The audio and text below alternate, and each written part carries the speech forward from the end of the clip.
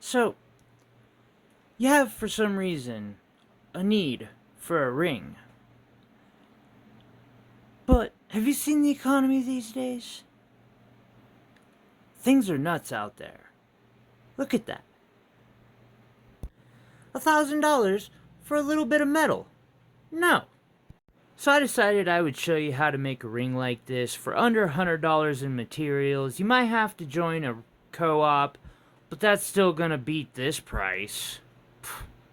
$5,000. For some of you, that $5,000 could be very well spent elsewhere, until a 1 carat diamond is a drop in the bucket. So let's start off by looking at some more affordable materials, and we will go from there. See if we can't knock 2 digits off that price. So these are 1 ounce rounds. Besides this one, these are all from different government mints. These are Britannias for the most part. This one's from Canada, Britain.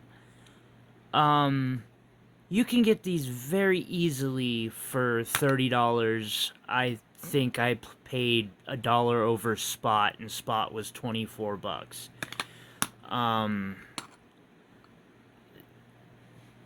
You'll need a little bit of copper, but we're talking like a couple grams of copper. Pretty doable. You might even be, if you go to a local coin shop, you might be able to find both right there. Now, there are many different types of synthetics out there. These are all cubic zirconia.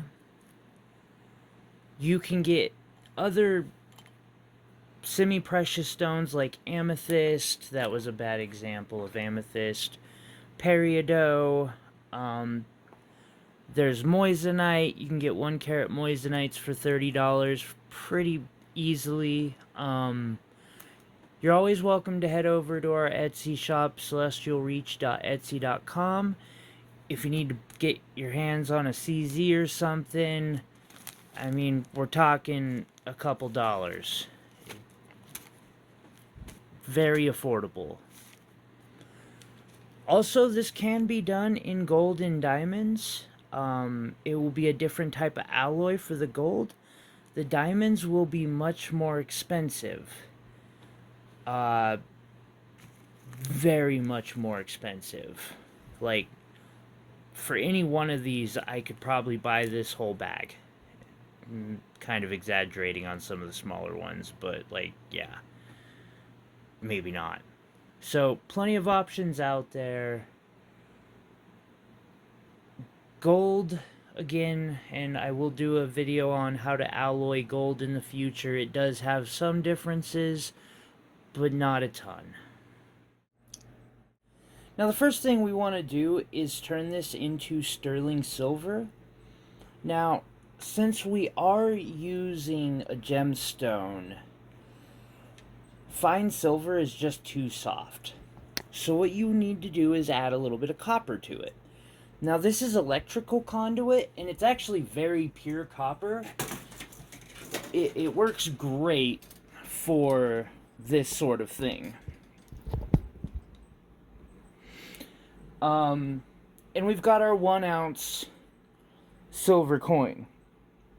Now, for this part, you're going to want either 9999 or, yeah, 0.999 fine silver. So this here is my scale. We don't have to be exactly perfect, but we want to be close. I usually use my scale in carats for gemstones, but I'm gonna move it over to grams. Your ounce should weigh about, it's a troy ounce, about 31 something grams. So I'm going to show you the trick that you can use to figure out your alloy. However, I'm also just going to give you the number if you're working with, one of these 1 ounce coins. You could probably skip ahead a little bit if you want. So we have 31.3 grams, basically. 31.3, and I'm going to divide this by 0.925. That gives me 33.83 blah blah blah. And I'm going to take the original 31.3 and subtract it out of this. This gives me 2.53. I'm going to round up to 2.55 grams. And that's the amount of copper that I want to use in this. I do not want to use more than 2.5 grams. With that said, personally, I like to have a little higher silver content. That's just me. Oh. Whoopsie. Tear out your container first.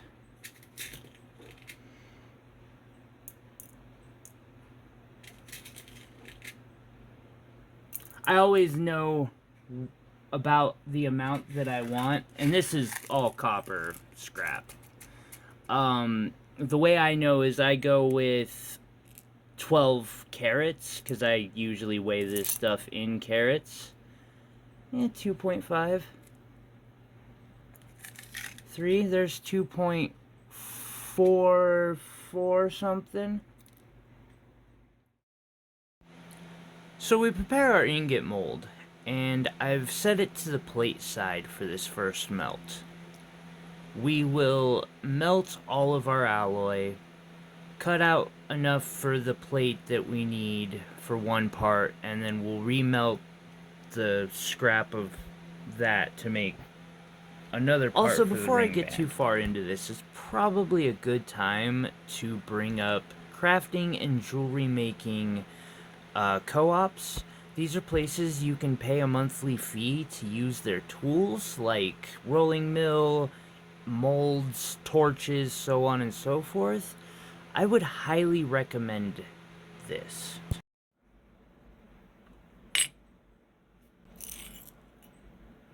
Now you just pour fire into your crucible until that cone turns into a puddle of liquid.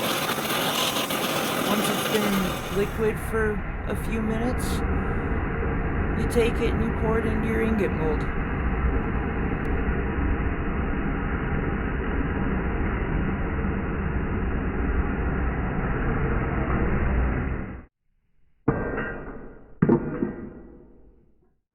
So you might see this plate that came out and think, that's not what I was expecting. It never is. At least it hasn't been for me so far, and I've done this process a lot. And, never quite comes out the way I want it to, but, you know, you can't always get perfectly, although, you know, you can see this didn't come out perfect. We'll get the shape I need out of this. So even if it doesn't look like a perfect ingot, don't worry, we can work with it. Alright, so I have planned out how to get the biggest, like, chunk that I can make a good plate with.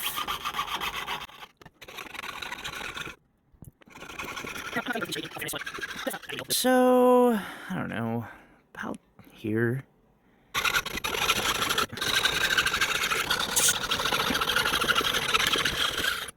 So now you're gonna need to make your ingot, your ring band piece.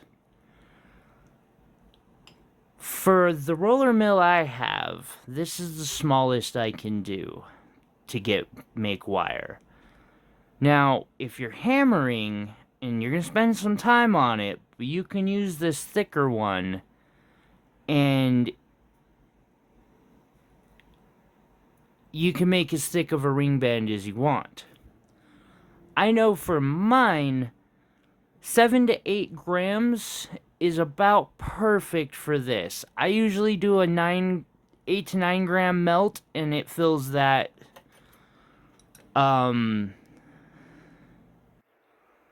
mold perfectly.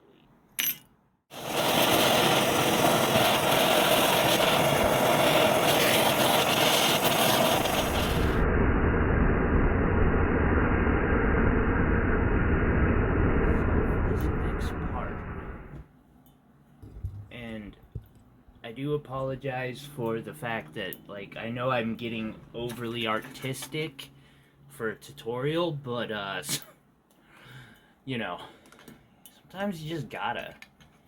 So, you remove your clamp, and I always put it over here. Now, if you're recording like me, which isn't a bad idea, like, that's gonna make this even more special. This is a really cool time to use slow motion along with when you're pouring. Well, let me show you. So I've let this cool a lot, and it's still even a little warm. Thing we're gonna do is clip off all that excess stuff that kind of leaks out in the cracks. Now, unfortunately, I didn't get my full ingot, but that's okay. I got enough of it for the ring band, and it can be a pretty thick ring band if we want. I personally do. Now, you can change this up. Like, this is a piece of art, not a piece of science. You can change this up to a point, and it'll be okay. If you want a thicker band, that's fine. A thicker band or a thinner band. There is only so thin you want to go with sterling, but, you know, you do have... keep it over 1.5 millimeters, 1.75, maybe 2. I like my 3 millimeter, 3.5 millimeter ring bands, but that's me. So, you can run it, especially if you are at a collective type thing, you can just run this through one of these. Mine has some struggle with it, size-wise, and to just solve any problems, I do a little bit of hammering on it. However, I'm only going to really kind of give an example. So, you take yourself a thing of pliers. Sorry, it's 10 p.m. right now. I don't like hammering late. Alright. Flip it over, keeping that flattened side flat. And then you turn it to its side.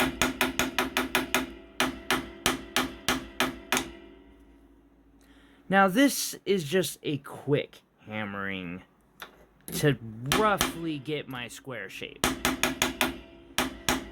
You can hammer this all the way down to 1.5 millimeters.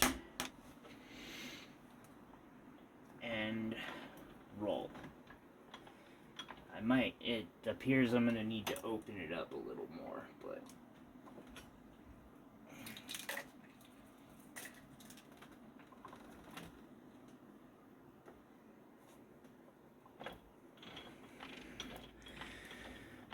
I'm going to want this a little thinner than that, for sure, so...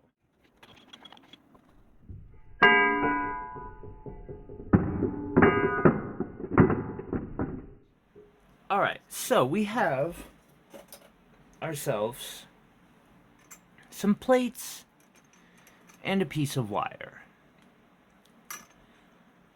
As you work on silver or gold or copper, it creates what's known as work hardening. This is when the crystalline structure I believe it gets compacted or misaligned. I'm not exactly positive on that.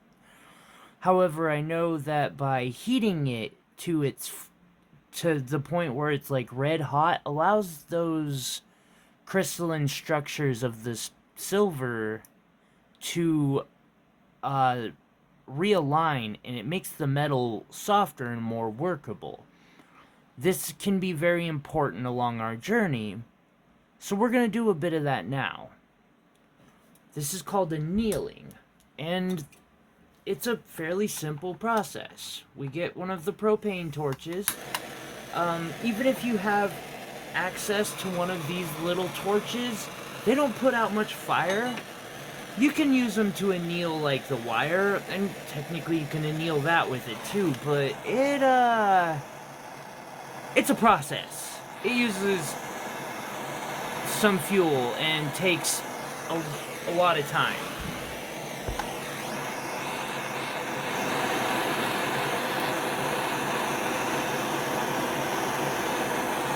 So what you do is you heat this until it's red hot.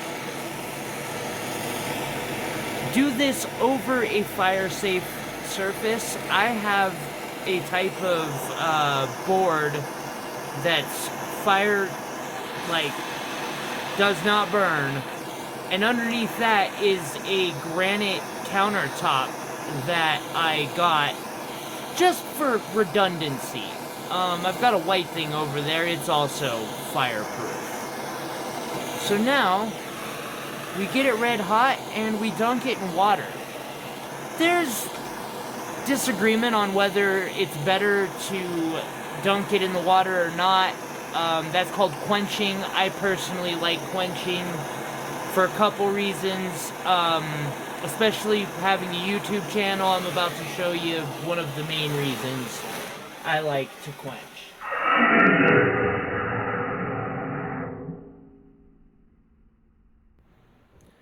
So this tutorial's got to be broke up a bit for the channel's sake.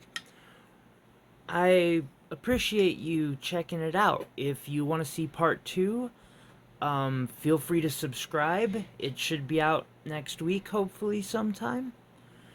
I want to take a quick moment to thank the patrons of my channel. That's anyone who's ever bought from me, but there's a couple of really special ones. They know who they are. Who make this channel possible. Could not do it without their support. If you'd like to give some similar support, all you have to do is hit the thumbs up button. If you want to subscribe, that's also awesome. Commenting your thoughts down below. I love advice. Or you can head over to celestialreach.etsy.com, where you can find my work currently, and those purchases directly keep me going and keep this channel running. So again, thank you everyone. We'll pick up here next week. Next time on Making Your Own Engagement Ring, some old guy goes through the process and does some stuff with fire and saws and metal. Don't miss the next exciting episode. See you there.